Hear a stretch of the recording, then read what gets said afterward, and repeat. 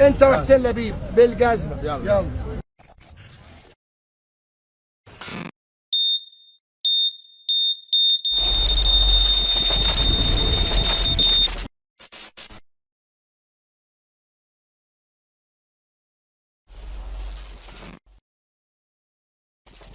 لا ده كده وحوي يا وحوي على الاخر.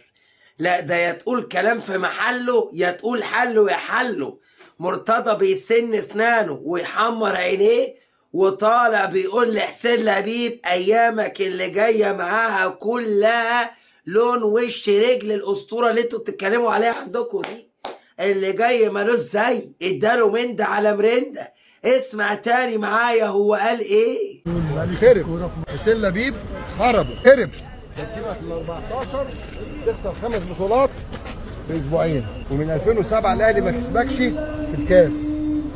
اللي جابهم وخرب يستقيل وهم معاه.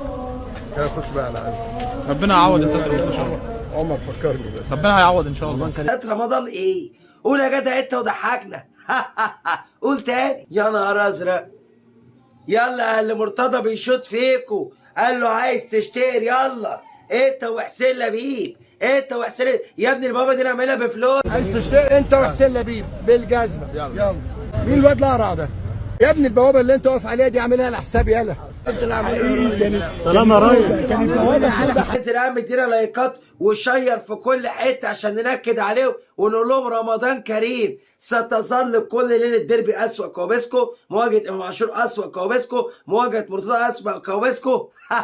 ملطشه القرن. لايكات وشير اللي عندنا مش عند الغير. سلام.